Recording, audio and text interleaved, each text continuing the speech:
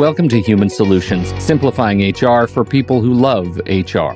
From AIM HR Solutions on True Story FM, I'm Pete Wright, and this week we're talking all about stress.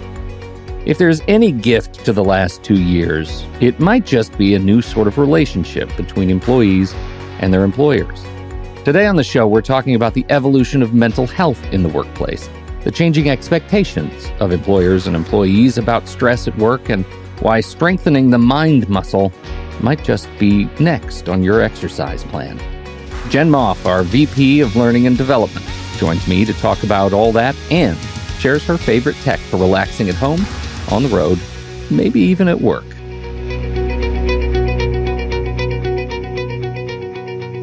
Good morning, Jen Moff. Good morning, It's so good Pete. to talk to you this fine season 2 of the show. Yes, it's so exciting. It's so exciting. You're here to talk about stress at work. And I believe you were the one who inspired this conversation. Are you stressed at work? Is that the problem? Do we need to is this an intervention? I'm here to ask for help, Pete. Yes, I did inspire it, not in the way that we're joshing around about, but this is an area that I adore. Not saying I adore being stressed, but I think it's such a powerful and important topic that doesn't get nearly the attention it deserves. So I'm glad to be here talking about it. Yeah, me too. Let's start with the big B word, shall we? Let's talk about burnout. All right, you said it. Burnout. Yeah. We've all been there. What is going on with burnout at work right now? Is this the sort of thing that you can trend? Are people more burned out now than they have been in the past?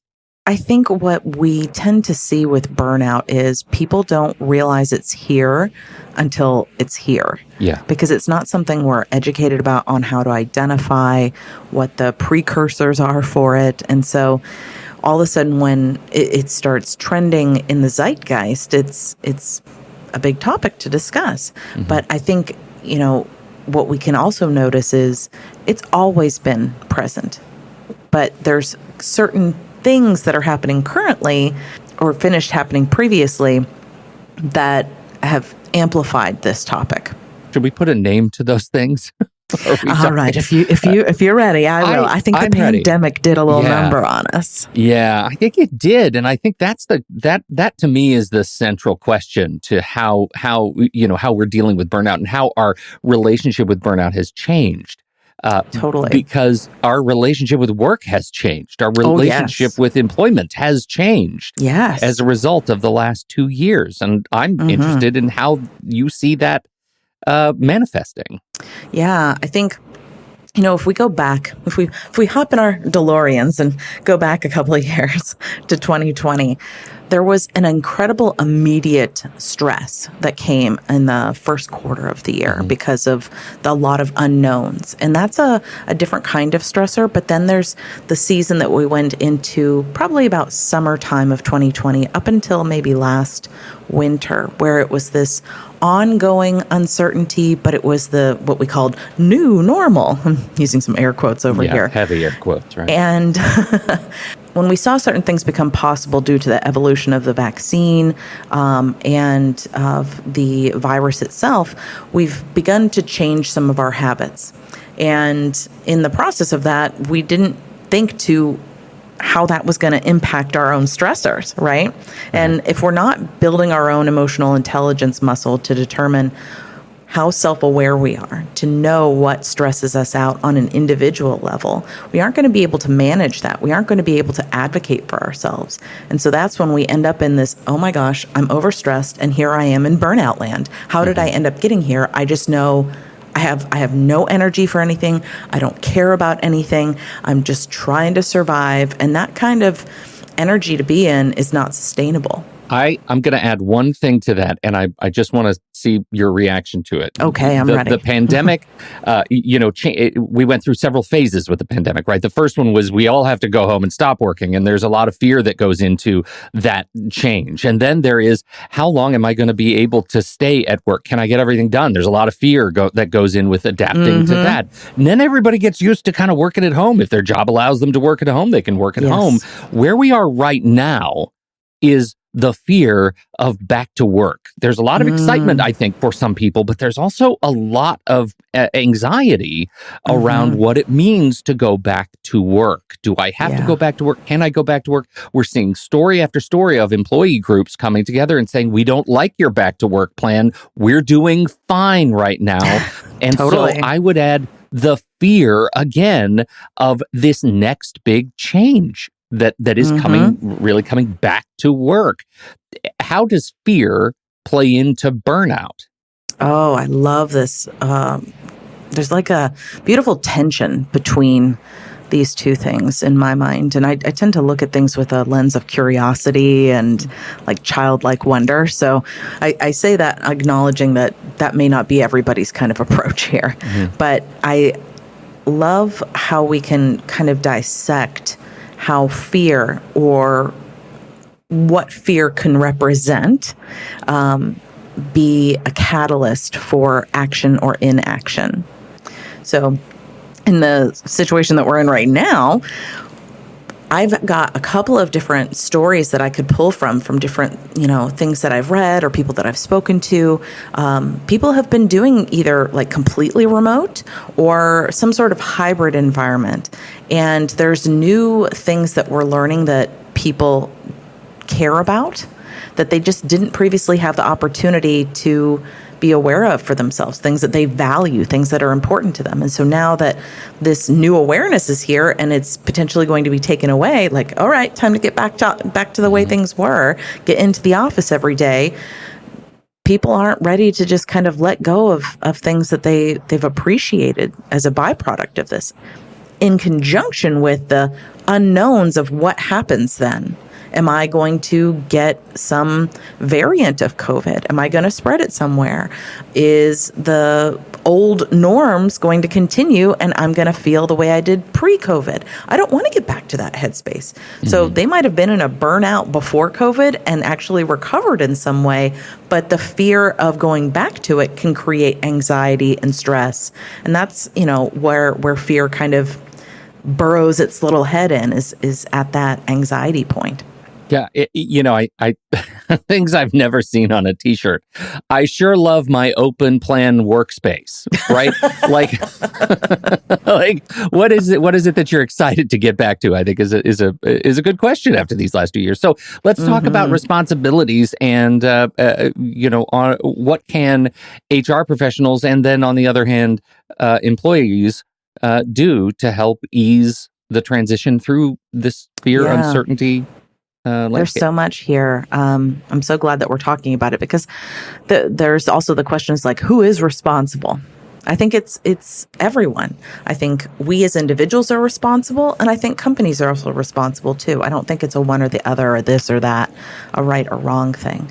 So on an individual level, I think it would behoove all of us to start building that curiosity muscle further and say, what is it that I want and that I need? How can I advocate for myself? If I'm not self-aware, that's, an opportunity to take an emotional intelligence training. That is going to give you that strength to say, oh, I know that I find these things in this environment energizing and these things in this environment exhausting. And if you can advocate for yourself, that's the time to do it, is when as soon as you know. Don't hold on to this information and just say, well, I know this now and I'm just hoping things are magically going to change. You have to be part of the change for yourself on an individual level. On a more global level for a company, even small businesses, taking an interest in your people as people, helping them feel supported as individuals, not just as, labor to complete a task, but for people to feel like they're valued holistically. That's going to create the opportunity for people to advocate for themselves and share what they want and what they need. So you have a responsibility as a manager, either on the HR side or supervisory side, to create that environment. Additionally, if you aren't aware of what burnout looks like as a manager or somebody in HR, take some classes to educate yourself on how you can best recognize it in other people. As we talked about at the very beginning, neither one of us always know what those kind of things look like. It's not something that's taught. So we have to take the time to learn. And when you learn, you can be able to identify it in yourself and others and help educate other people too. There's a couple of other things. If you're open, I think it's always important to have mental health opportunities in terms of benefits and compensation packages, but also if somebody needs a mental health day. Well, I think that's the next thing. You said something there that I think really resonated with me, which is if you don't know what burnout looks like, go find out what burnout looks like. Help yourself, help your people by being able to recognize it. And it can be very difficult because burnout to me is like a lenticular postcard of emotions. You look at somebody from one angle and they look great. Their reporting is great. They're on time. Their numbers are looking good, whatever your measure is for success. But you move 45 degrees and suddenly, you see somebody whose hair is on fire. And being able to see through that is incredibly challenging. Once you know what that is as a manager, how can you make your team, your organization, a healthy and safe place for everyone? It reminds me of some of those optical illusions that you're talking about. Like from this point of view, you see one thing and you walk around and face it from 45 degrees. Another point of view, it's something else. And that happens a lot, burnout aside, pandemic aside, people with challenges around anxiety and depression. There's definitely individuals that have a way of showing up that looks very much like they have it all together all the time. And those are kind of high-performing individuals, so the saying goes. And you can see that with burnout too. So if we're not paying attention, if we are not educating ourselves and investing in our people by spending time with them, just talking, and if you don't do it enough to notice trends in variation of behavior, you're not going to see those differences. Is it possible to stop burnout before it begins? Have you ever not been burnt out at a job in your career? Me personally? Let me think. I mean, there's different seasons of my life where I've done lots of different things. I could talk to you for an hour about just random jobs that I've had over the course of my career. And I've learned that when I'm doing things that I know energize me, meaning I go into a job with that self-awareness to say, you know what, this kind of work energizes me, and I'm not necessarily saying hold out, quote unquote, but if I know when I'm going to apply for jobs, this is a good fit for me, I'm less likely going to end up in that burnout space.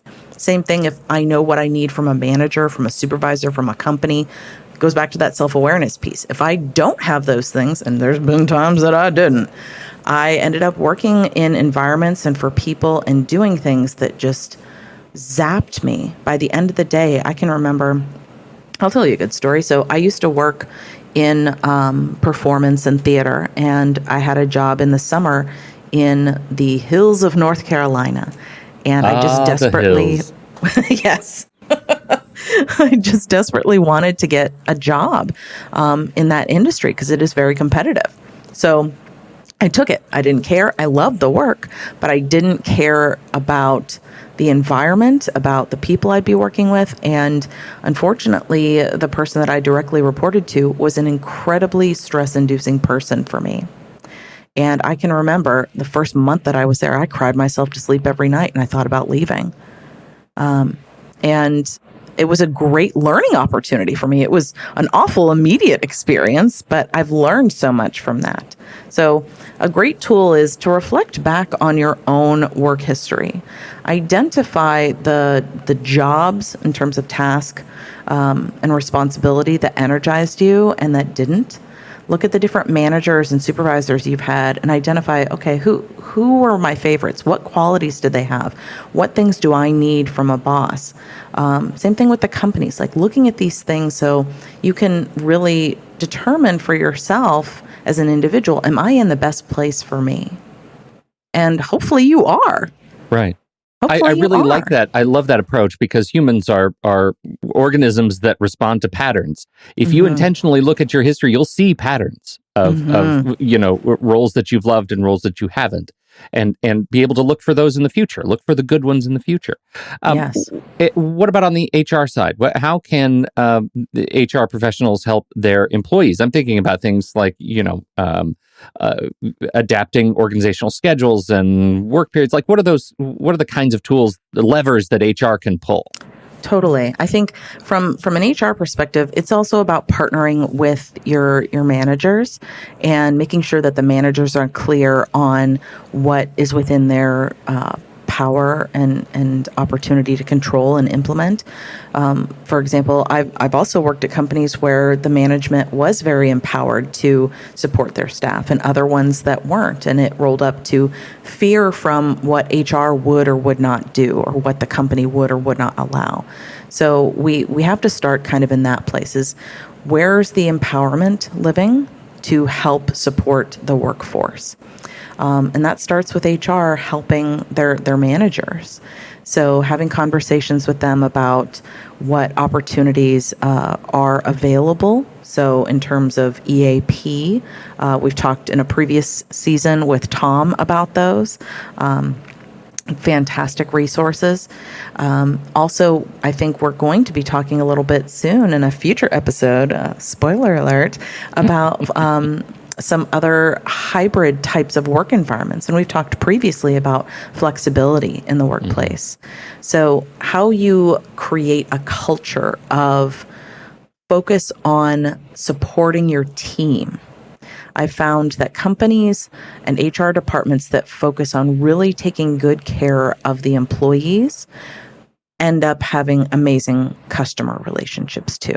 But when you focus more on the customer and sacrifice your workforce, that's when resentment can build. And that also is another kind of seed that wiggles its way into the earth and can breed burnout. So let's talk about the sort of immediate tools. We talk about responsibility for managing and attending to your own mental health. What are the tools you count on at the individual level? You said you had some tech tips. Some tech tips and solutions that can help you. What do you count on? So some things that I love is really looking at my calendar and being very, very intentional with my time. So I know the way that my brain kind of works is I do better when I group certain types of activities together on my schedule. So years ago, what I ended up doing was something that was a big disservice. And I kind of jumped all over the place on my calendar, and I'd have to jump from this kind of thing, a meeting, for example, to a podcast recording, to working with a client, to those things use different parts of your brain and require different energy.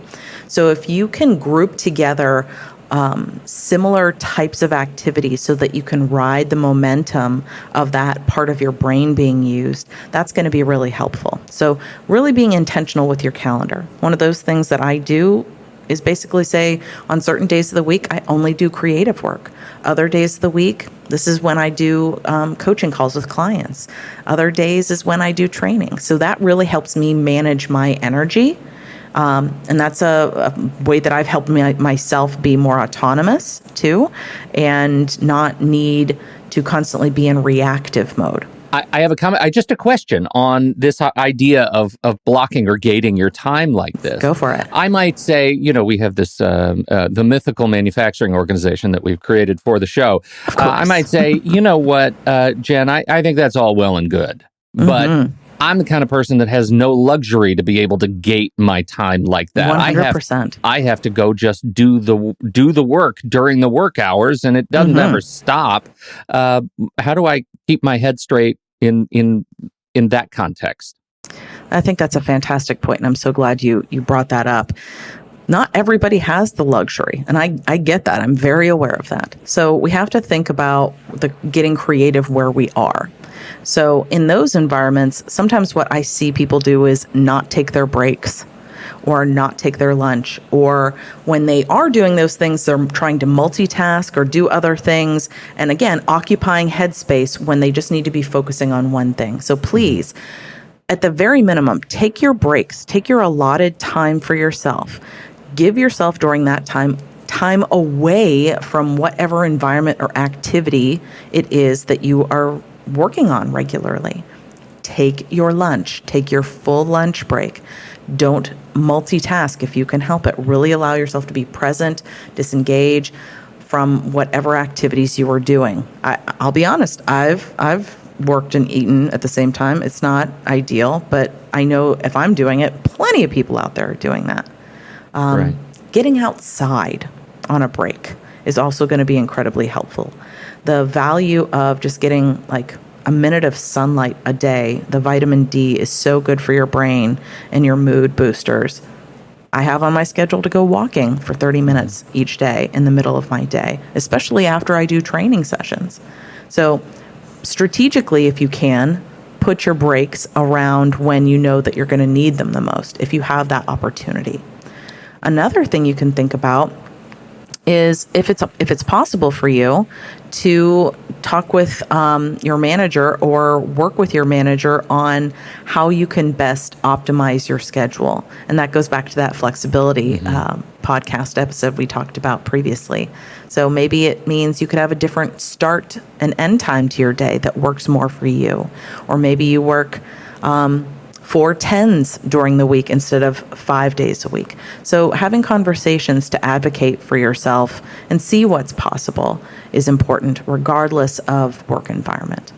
Two things stick out to me there. Number one is the importance of gating your time, not just at work, right? This whole idea of working 4 10s, for example, is to protect time on this odd fifth day to be with yourself, right? To do something that maybe that's a creative day for you, right? Yes. Maybe you're an aspiring writer. Maybe you write or hike or whatever it is to protect yourself there.